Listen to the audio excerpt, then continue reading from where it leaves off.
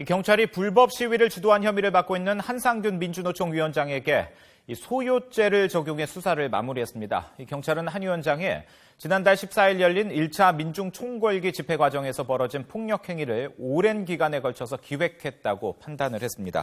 취재 기자 연결합니다. 조성호 기자. 네, 서울 남대문 경찰서입니다. 네, 경찰이 일단 한상균 위원장 수사를 마무리 지었군요. 네, 경찰이 오늘 오전 한상균 민주노총 위원장을 구속 기소 의견으로 검찰에 송치했습니다.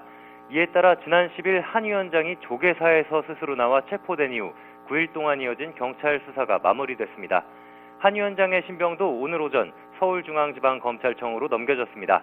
한 위원장은 검찰에서 조사를 받은 뒤 서울구치소에 수감될 예정입니다. 경찰은 한 위원장이 지난 4월부터 지난달까지 열린 9차례 집회 과정에서 불법 행위를 주도한 혐의와 관련해 특수공무집행 방해치상을 비롯해 모두 9가지 제목을 적용했습니다.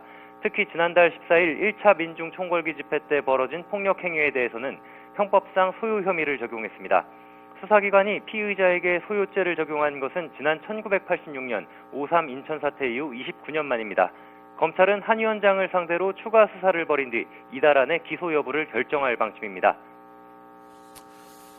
네, 이 적용 여부에 관심이 많이 모아졌죠. 소요죄, 결국 경찰이 적용을 했는데 어떤 부분을 판단을 한 겁니까? 네, 경찰이 소요죄를 적용했습니다. 경찰이 지난달 집회와 관련해서 소요죄를 적용한 것은 당시 폭력 시위가 일부 시위대의 우발적 행동이 아니라 조직적으로 기획된 것으로 판단했기 때문입니다. 경찰은 한 위원장을 비롯한 집회 지도부가 오랜 기간에 걸쳐 지난달 집회 때 있던 폭력 행위를 치밀하게 준비했다고 봤습니다.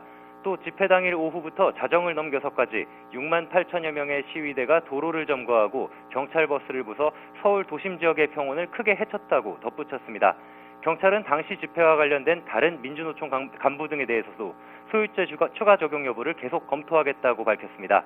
경찰이 검찰과 사전 협의를 거쳐 소유죄 적용을 결정한 만큼 한 위원장이 재판에 넘겨질 때도 소유죄가 적용될 가능성이 큽니다.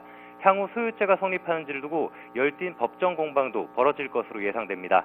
지금까지 서울 남대문 경찰서에서 YTN 조성호입니다.